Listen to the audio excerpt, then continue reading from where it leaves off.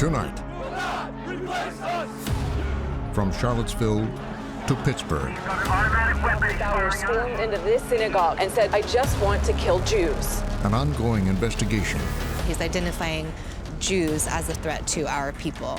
What he means there is white people. Of violent neo-Nazis. What do you think was going on in his house? They were making bombs. Were they specific in their plans? Power lines, nuclear reactors, synagogues. They want to go forth right. Through interviews with insiders. The main thing is lone wolf activity. Frontline and ProPublica reporter A.C. Thompson uncover the movement's methods. They are actively recruiting military members. Does that surprise you? And expose their hate. Make America great again. In order to make America great again, you'd have to make America white again. Tonight, documenting hate. New American Nazis. Hold the perimeter, we're under fire. We're under fire. He's got an automatic weapon. He's firing out in front of the synagogue. Pittsburgh, Pennsylvania, October 27th, 2018. 3410, please send the medics up here.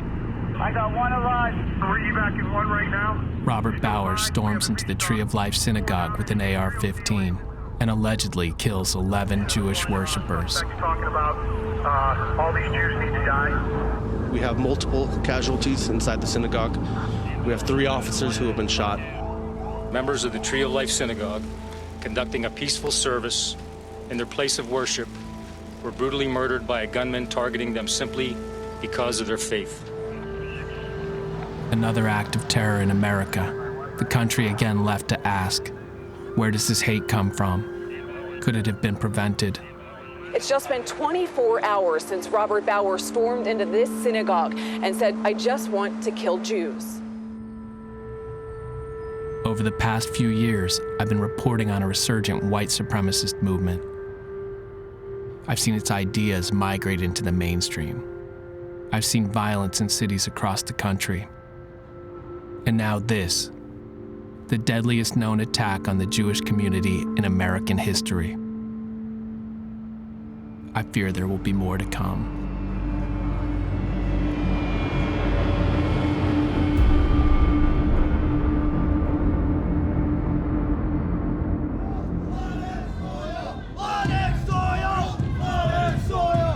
Today's Alt-Right Unite the Right rally is expected to draw over 6,000 people. A year ago, the white supremacist movement shocked the nation with a show of force in Charlottesville, Virginia.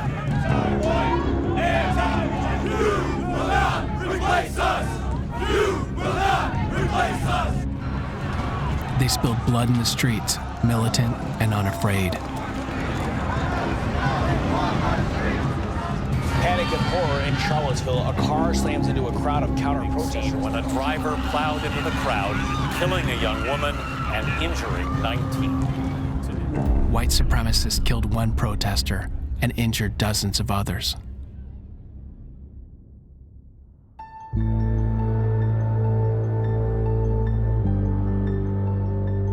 After Charlottesville, I identified some of the groups behind the violence. With a team of reporters, I exposed a neo-Nazi fight club called the Rise Above Movement, or RAM. They were involved in melees in 4 different cities. Following our investigation, 8 members or associates of RAM are now facing federal charges. But the most extreme organization I've been looking at is called the Atomwaffen Division. Atomwaffen means atomic weapons in German. The group embraces Nazi ideology and preaches a hatred of minorities, gays, and Jews. It calls for lone wolf acts of violence, much like the massacre in Pittsburgh.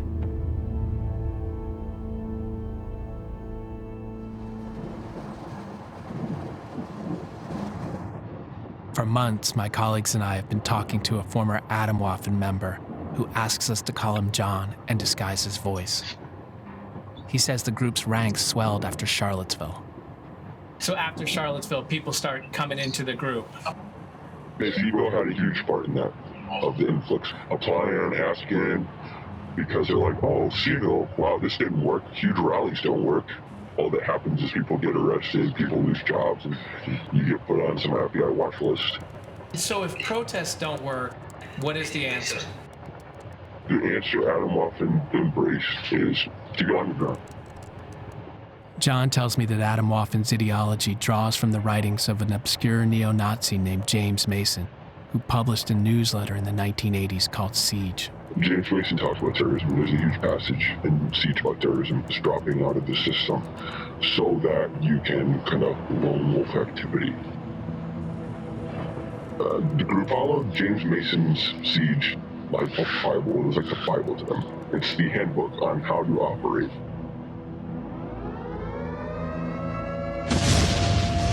Atomwaffen has made Siege required reading for all of its members. Siege by James Mason. To them, Mason is the latest in a long line of Nazi leaders, inheriting the role from American Nazi Party founder George Lincoln Rockwell, who in turn took his inspiration from Adolf Hitler himself.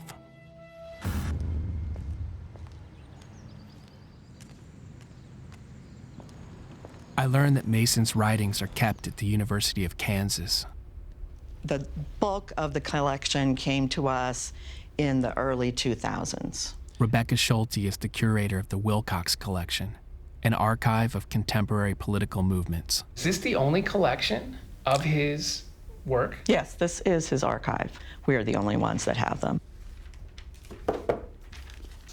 Enclosed with this letter is a sample copy of Siege, the newsletter of the National Socialist Liberation Front. Mason's archive is highly disturbing.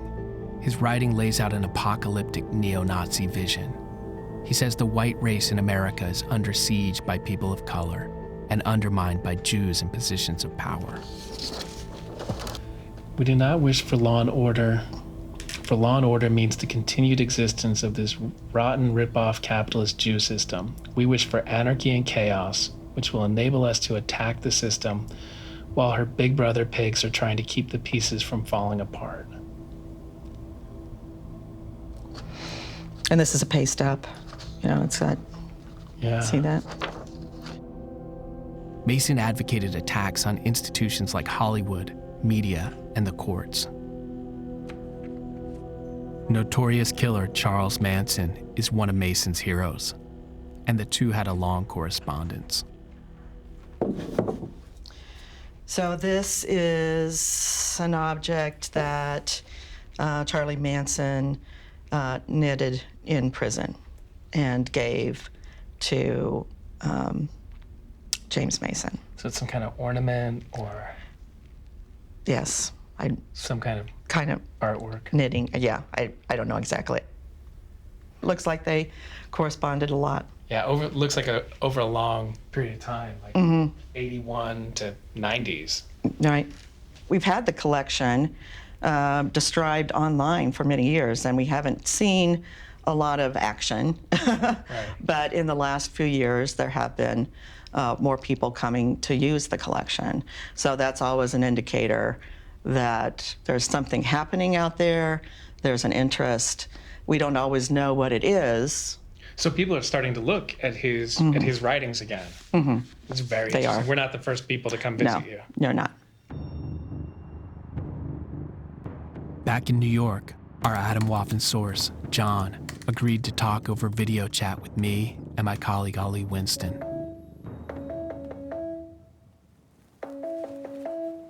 So Atomwaffen Division, so a Nazi extremist group seeking to spread terror. The main thing is lone wolf activity. When you say lone wolf attacks, it sounds to me like you're talking about basically terrorist acts. Yeah, they don't see themselves as terrorists, rather they see the United States as the ultimate terrorist. Like what Adolf Hitler said, how do you meet terrorism? You meet it with stronger terrorism. Atomwaffen is made up of about 60 guys, and then you have what is called initiates. That guys were in the process of becoming members, and in order to become a member, you have to prove yourself. So how many initiates would you say there are? Or were. When I left, there was more initiates than there were members. That tells you anything. All it takes is one guy to snap in to do something like that. That's what Dylan Roof said. I'm tired of seeing nothing but in the white nationalist community, so I'm going to take a stand, and I'm going to go into church, and I'm going to kill all these black people because no one else is doing anything. That's, who knows, it could be another Dylan or from Adam Waffen.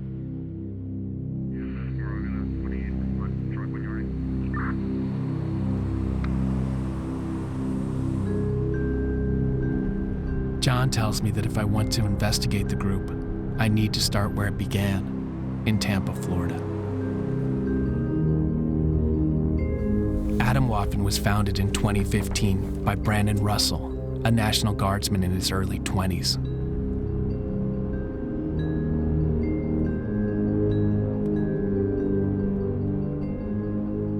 He moved into this apartment complex with 3 other members of the group. One of them, an 18-year-old high school dropout named Devin Arthurs, would bring Adam Waffen to the attention of the authorities. Friday night, Tampa police arrested 18-year-old Devin Arthurs. He confessed to killing his roommates, 22-year-old Jeremy Himmelman and 18-year-old Andrew Onishuk. Arthurs told cops a 4th roommate, Brandon Russell, participates in neo-Nazi chat rooms. The common thread that connected all 4 roommates was neo-Nazi beliefs. Why had Arthurs apparently shot 2 of his roommates? His father agreed to talk to me about what happened that day. I was working in my office, and the cell phone went off, and it was Devin.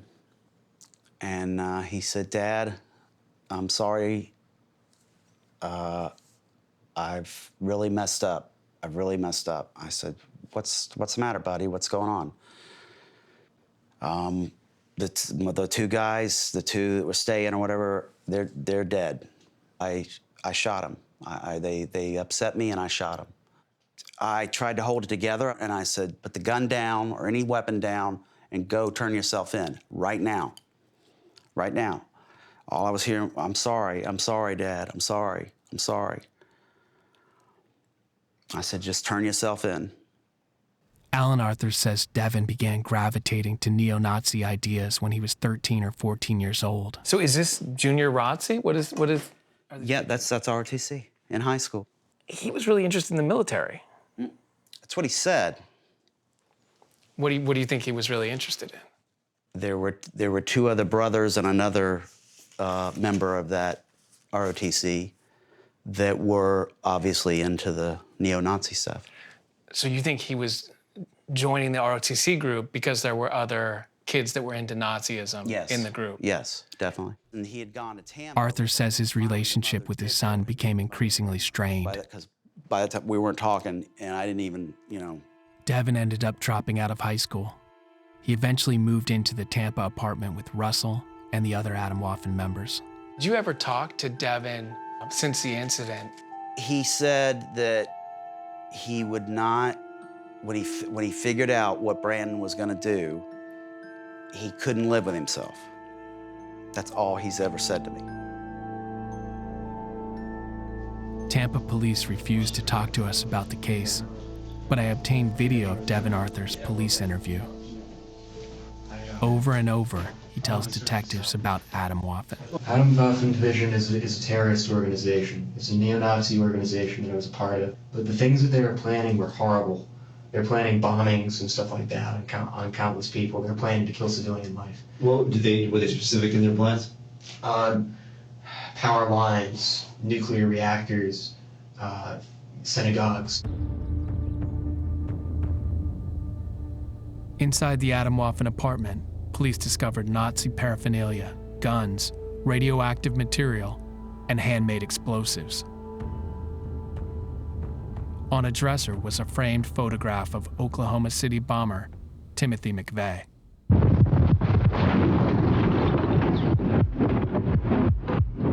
Holy cow. About a third of the building has been blown away.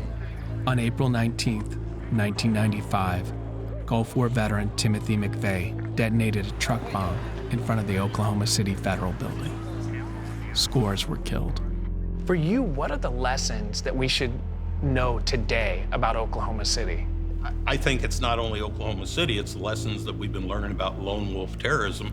It doesn't take a large organization to cause mass casualty. Carrie Myers was an FBI bomb tech who investigated the Oklahoma City bombing.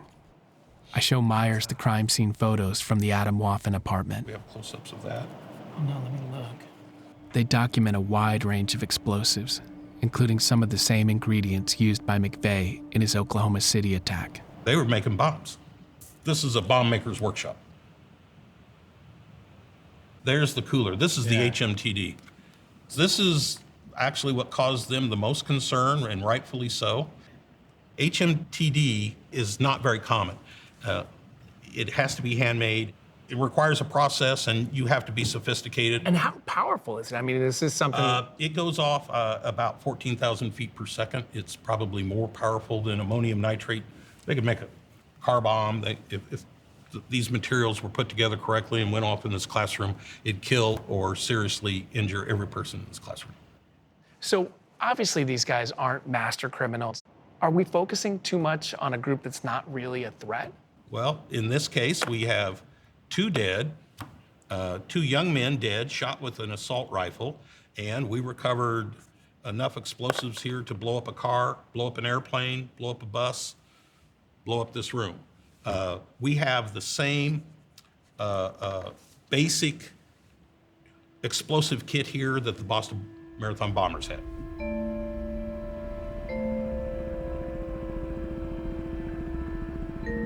The night of Arthur's arrest, Brandon Russell was also detained and questioned by local police and the FBI.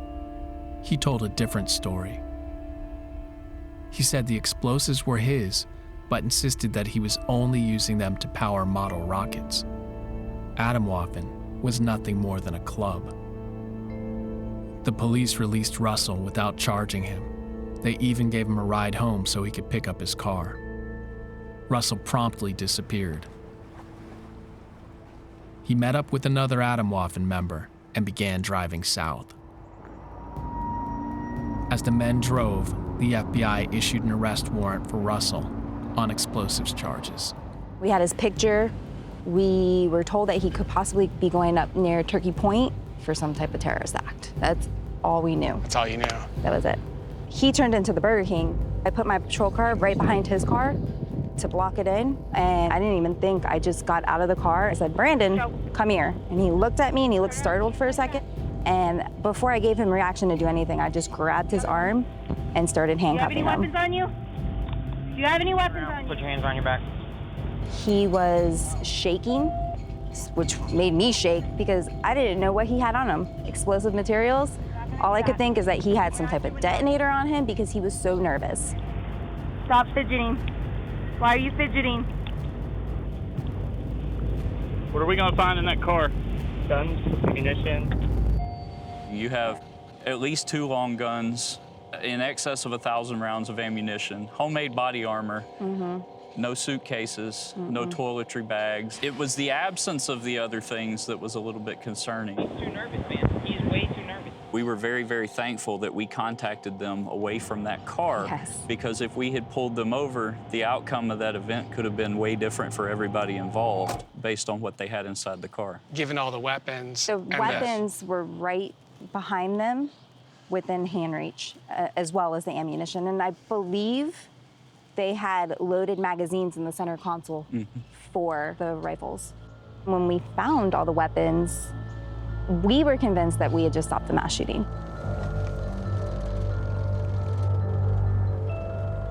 The Monroe County Sheriff's Department believes they stopped some kind of violent attack.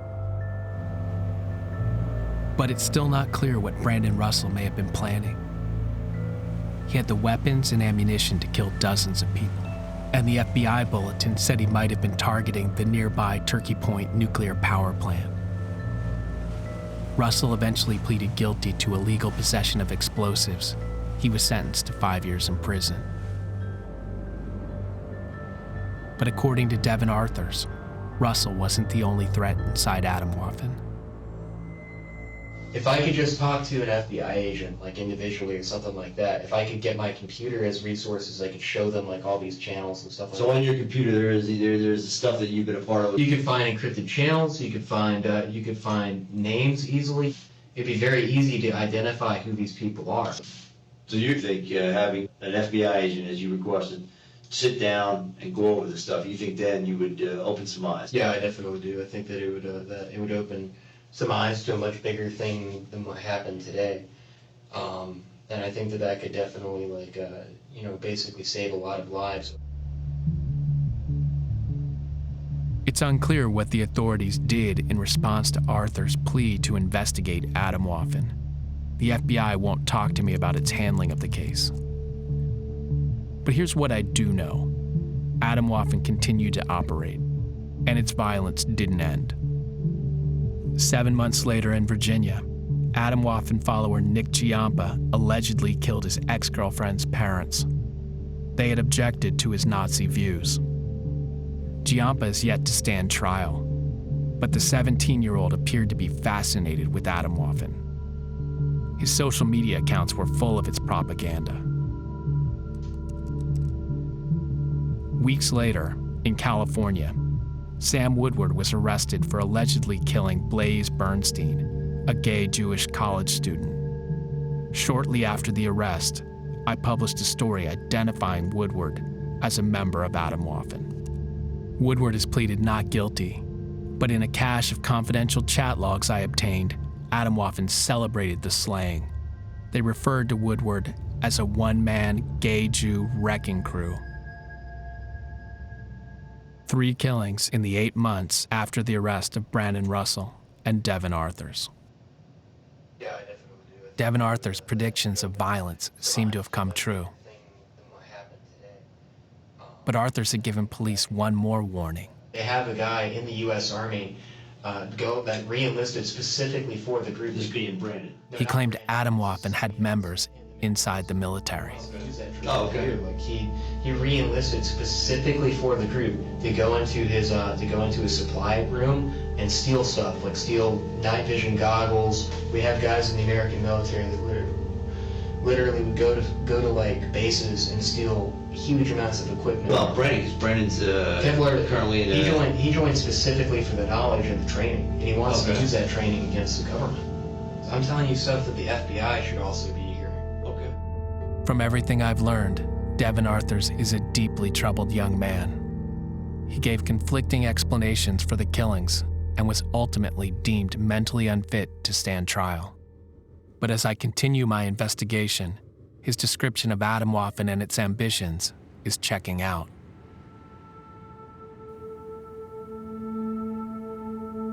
Atomwaffen's confidential chat logs support Arthur's claim that the group is recruiting soldiers. And they reveal the existence of what they describe as hate camps, in which members with military experience provide training in firearms and guerrilla tactics. One hate camp early this year took place here, in Death Valley, on the border between Nevada and California. Atomwaffen filmed themselves training out in the desert.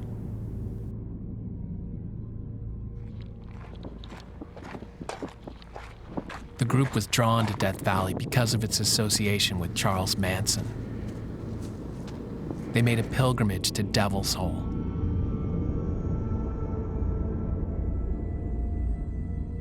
This small gap in the rock opens up into a massive 500-foot deep cavern. Manson planned to found an underground city here after the apocalypse. Atomwaffen's communication showed this hate camp was convened by a member who used the online handle Commissar.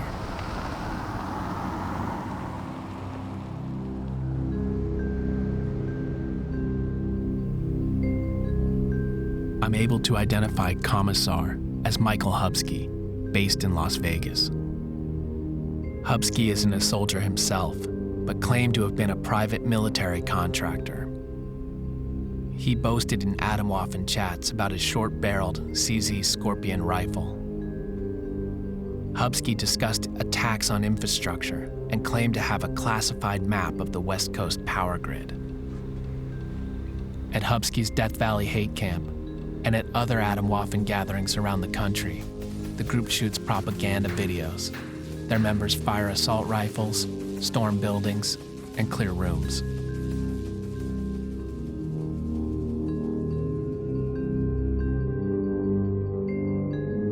Hubsky hoped to organize regular training for Atomwaffen and encouraged members to join a Nevada weapons facility called Frontsight. The idea was for Atomwaffen members to get schooled in advanced firearms tactics. I contacted Frontsight, and they were shocked to learn about the group. They agreed to meet with me out at their facility. Frontsight is unique. We're a 550-acre firearms training facility about 40 minutes outside of Las Vegas. We have 50 ranges and a capacity of approximately 2,000 people at one time. When did you first learn about Michael Hubsky, the Atomwaffen leader who wanted to come train here? I believe initially we were contacted by you folks, and you asked some questions. And as a response to that, we investigated with our law enforcement contacts, and that was enough to convince us that they needed to not be coming to Frontsight any further.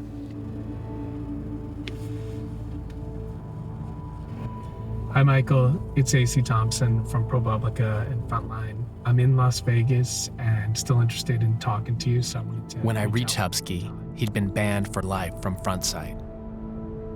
He tells me he left Atomwaffen and has renounced Nazism. He won't go on camera for an interview. But using information from the chat logs, I'm able to identify other hate camp participants. One of them agrees to talk to me. He's a 20-something Army veteran who asks me to call him Jeremiah.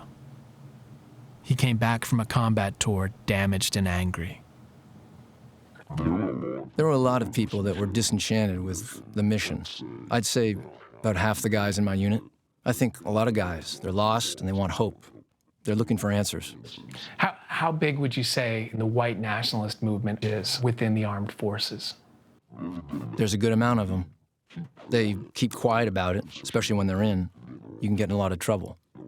Going onto Facebook, I never mentioned the military. How did the group regard combat veterans and service members? We definitely wanted to appeal to veterans. We would say they had the fighting spirit that the National Socialists of the 1920s had, that the people of the alt-right lack.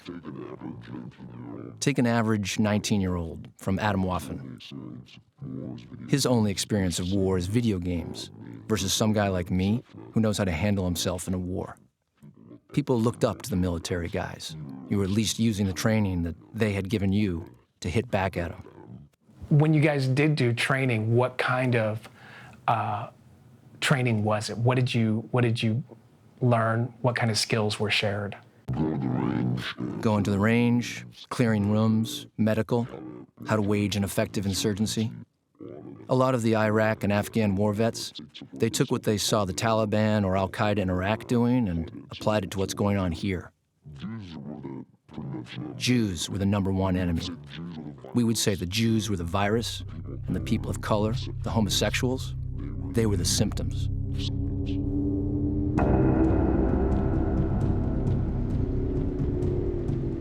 By studying Atomwaffen chat logs, my colleagues and I develop a list of more than 80 Atomwaffen members.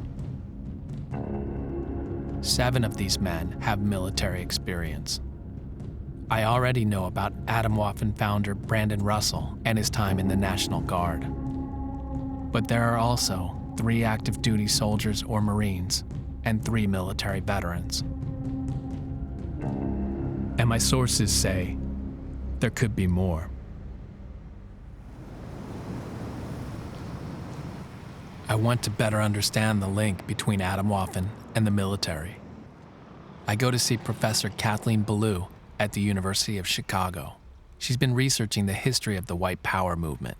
We're looking at a current group called the Atomwaffen Division, and they are actively recruiting military members. Does that surprise you?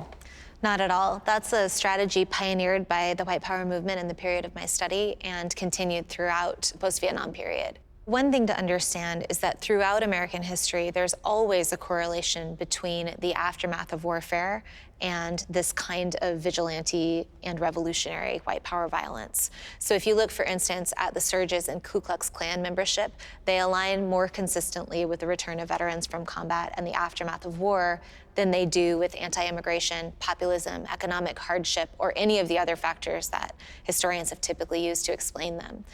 Nationalist fervor, populist movements, those are all worse predictors than the aftermath of war.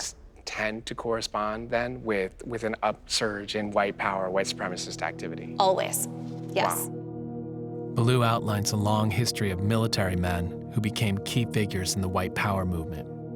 George Lincoln Rockwell, World War II veteran and founder of the American Nazi Party. Richard Butler, World War II veteran and founder of the Aryan Nations. Louis Beam, Vietnam veteran and Grand Dragon of the KKK. Timothy McVeigh, Gulf War veteran and Oklahoma City bomber.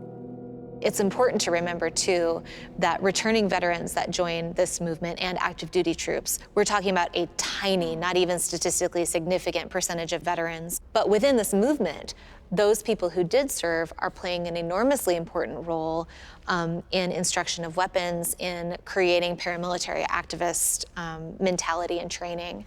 When we speak to people involved in this movement today, they talk about leaderless resistance. Can you explain that to me? Sure. Leaderless resistance is basically what we would understand today as cell-style terrorism.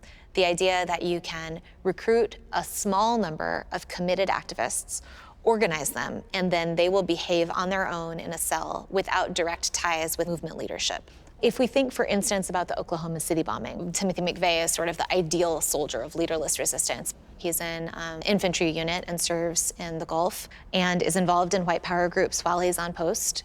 He's consistently involved in this movement right up to the moment of the Oklahoma City bombing. We know that this is part of the white power movement and an act of leaderless resistance, but we have this memory of that as an act of one person.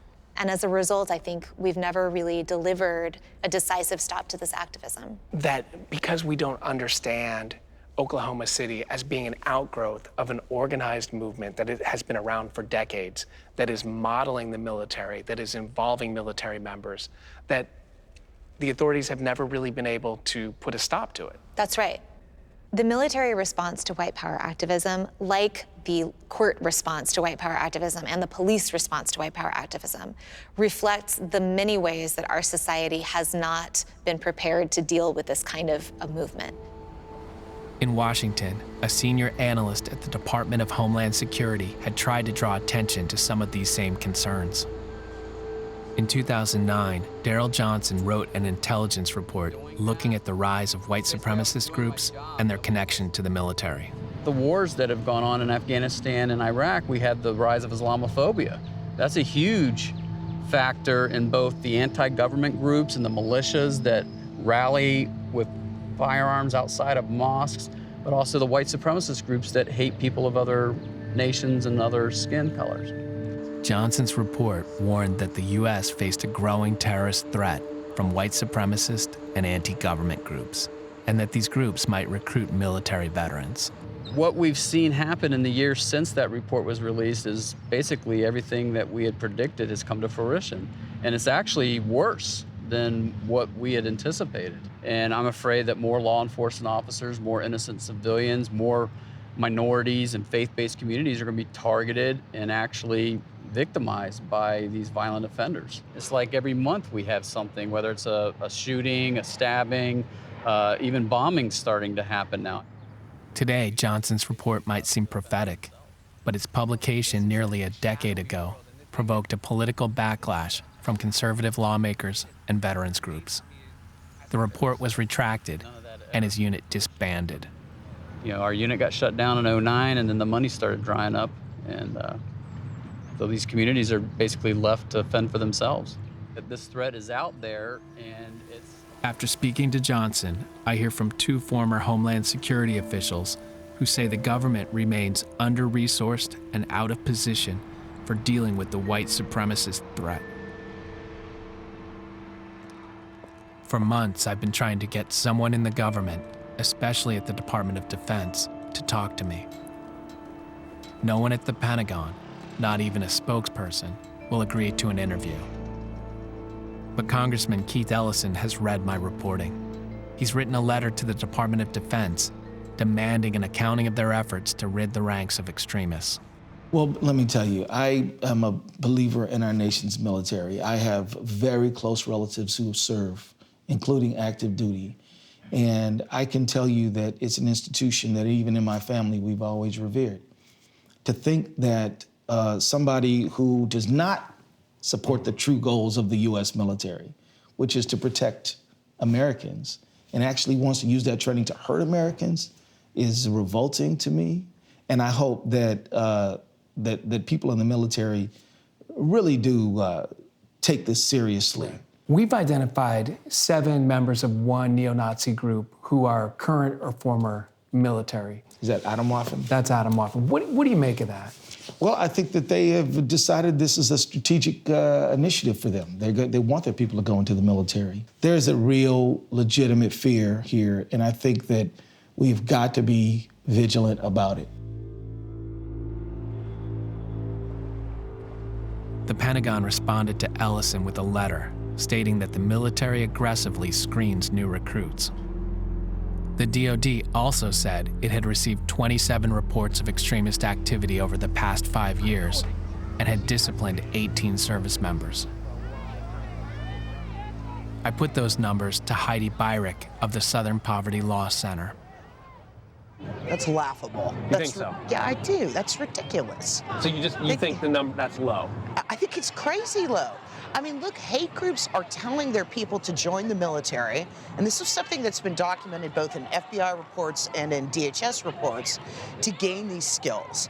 There's not only going to be 27 of them in a military force of, I don't know, 1.5 to 2 million people in the United States who are under arms. It's not possible. I think it's actually, that's just an indicator to me of how low a priority it is to root these people out. We presented the military and committees in Congress, like the Armed Services Committees, with 130 profiles off of the National Socialist Movement's equivalent of Facebook, this thing called New Saxon. Nazi Facebook.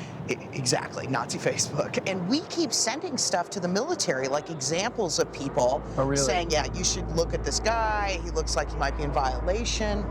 And, most of the time we never even hear anything back from them. I just think that the military needs to have pressure put on it to put this at the top of its list. If that means shuffling around resources, so be it. We don't want another McVeigh, right? You just can't have this.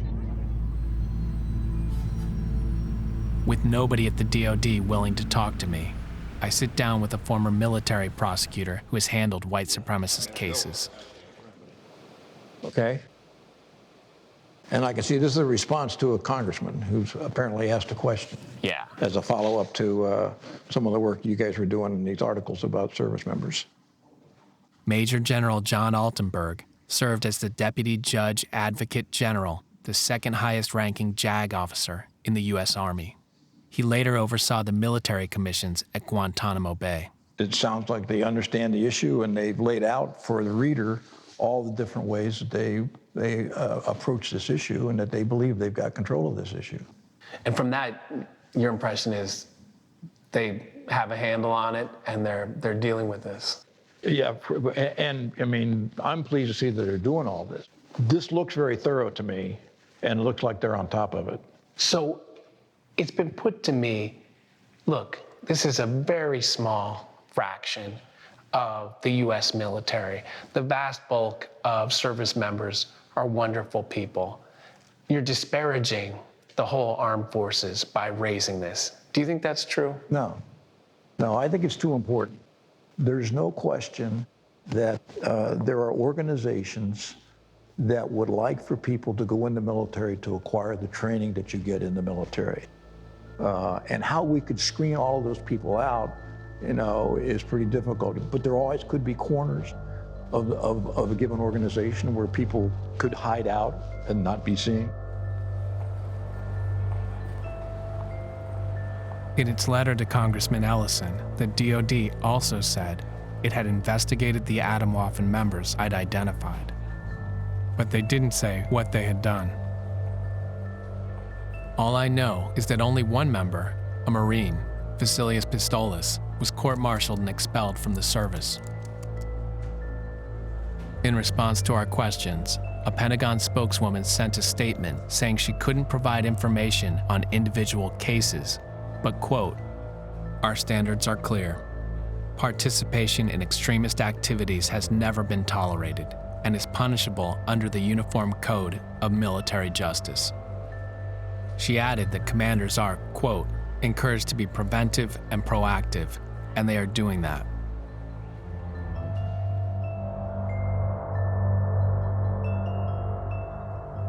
I've been writing stories about Atomwaffen and talking to insiders for nearly a year. And it seems like the group has been paying attention. From federal prison, Atomwaffen founder Brandon Russell issues a thinly veiled threat to former members, people he believes are leaking information about the group. A lot has transpired in the years since my incarceration, because I've become a prisoner of war in this war against society. To all of those who abandoned ship, woe to you. Adolf Hitler once said, "There's no room in this world for cowardly people." So there is certainly no room for you in the Atomwaffen division. Same goes for all the pathetic rumor spreaders, opportunistic parasites, and any other traitors. The sword has been drawn, there's no turning back. I learned the video was put out by the group's Texas cell, led by John Cameron Denton, who calls himself RAPE. In 2017, Atomwaffen began barring its members from appearing in public demonstrations, but I find pictures from an earlier anti-immigrant protest. Denton can be seen at the rally with a shotgun and a skull mask. And then afterwards, posing with his fellow neo-Nazis, with his mask off. I get a tip that Denton may be attending a black metal festival here called Destroying Texas.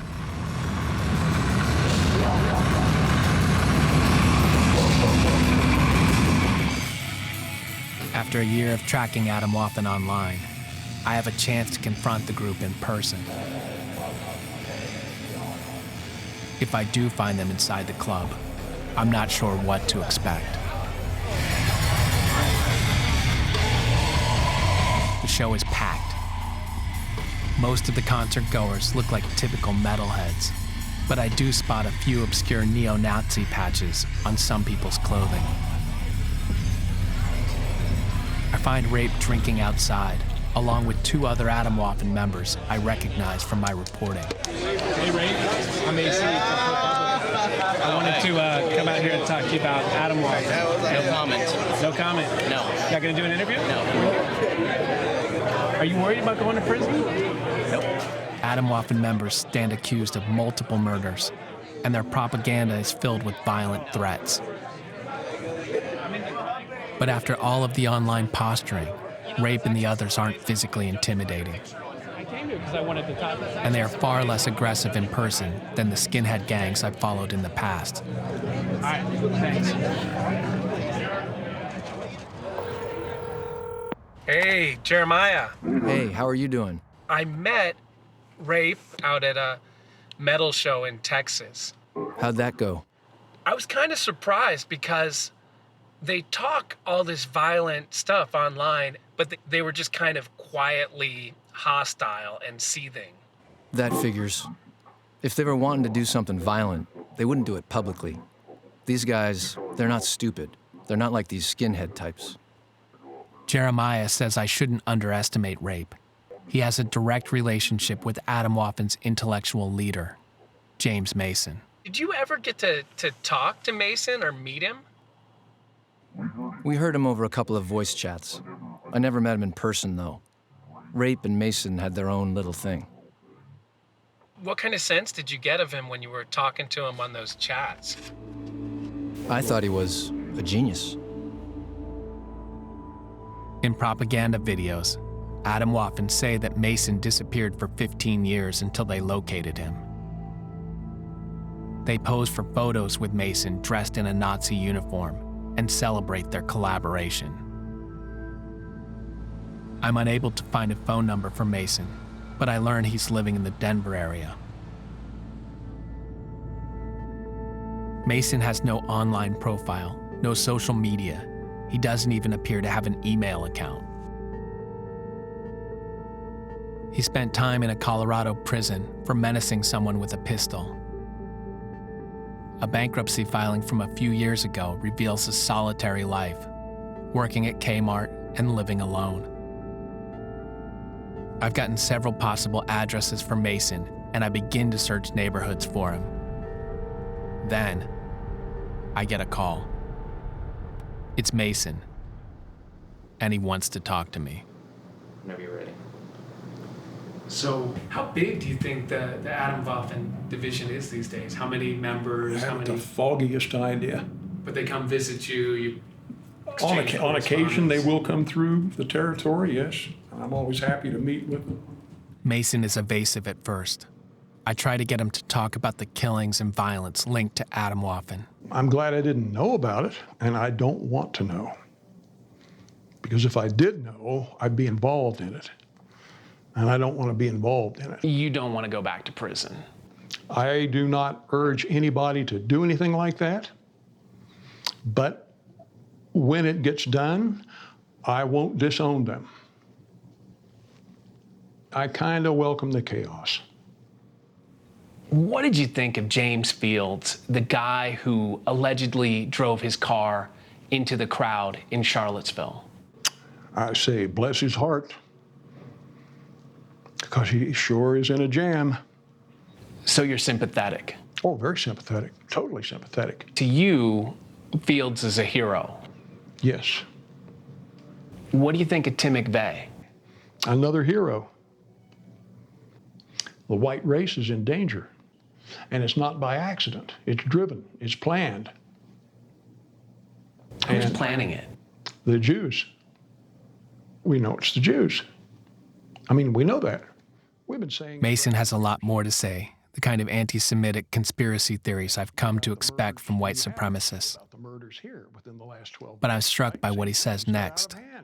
With Trump winning that election by surprise, and it was a surprise, I now believe anything could be possible.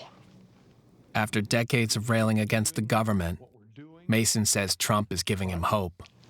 As Trump says, and he has it printed right across the front of his hat, make America great again. In order to make America great again, you'd have to make America white again.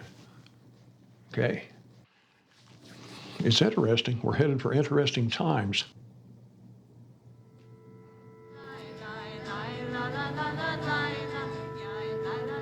The darkest day in the history of Pittsburgh, said the mayor, and you're looking right now at the memorial forming outside the synagogue today. Mourners struggled to process any of it. I'm in Pittsburgh, weeks after speaking to Mason, and just days after the massacre at the Tree of Life Synagogue. Before he allegedly stormed the synagogue, Robert Bowers posted on social media, writing about Jews helping immigrant invaders who were killing his people. Kathleen Ballou examined the posts. Even a cursory look at his social media indicates that he is decisively part of a white power ideology. What did you see when you were looking through those accounts? His last post expressed that he was going to go in shooting, and it's an anti-Semitic rant. But it also repeats twice the phrase, our people, that he needs to protect our people, that he's identifying Jews as a threat to our people, that what he means there is white people. And then through the rest of the account, there's a whole bunch of other markers of white power ideology. All of that content is deeply, deeply disturbing, but is historic. We have a history. You've seen it before. Absolutely. I think this is an example of leaderless resistance in that it is what appears to be a lone gunman, but someone who is motivated and propelled by a worldview and by a social network of like-minded people who push and enable violence. This movement has been using these structures for decades.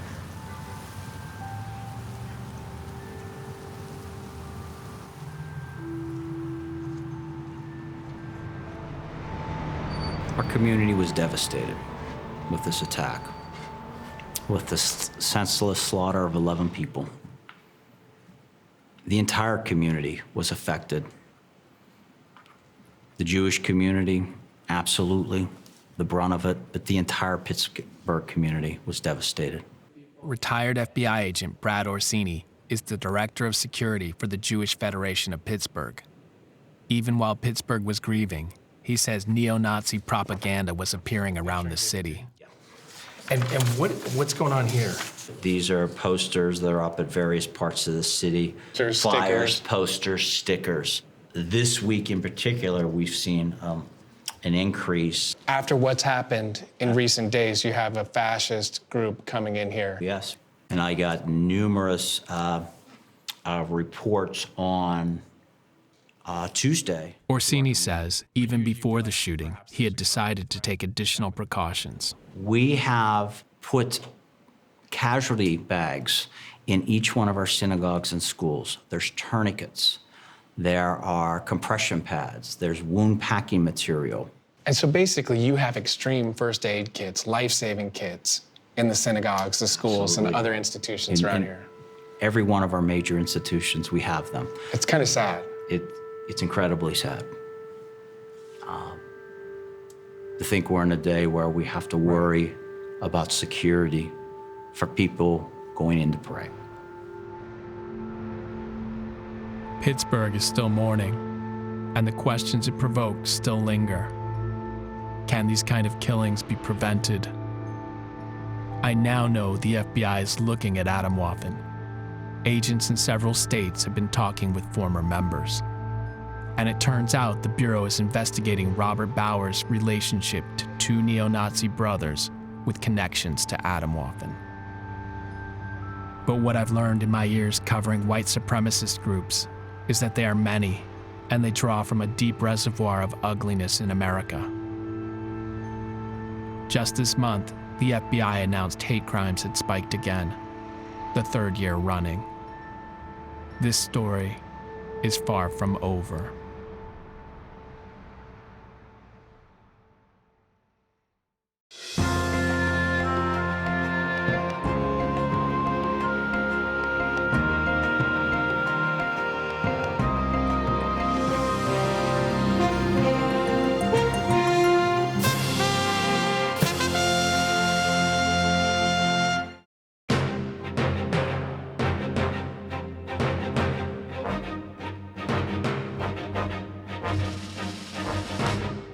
Go to pbs.org/frontline for our latest reporting with ProPublica.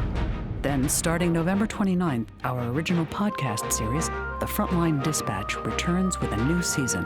It's so risky. I don't want to be walking around like this. I don't want someone. I think it's gut-wrenching that he knew that he could go out there and he could get shot by me. Subscribe now on our website or wherever you listen to podcasts. To order Frontline's Documenting Hate, New American Nazis on DVD, visit Shop PBS or call 1-800-PLAY-PBS. This program is also available on Amazon Prime Video.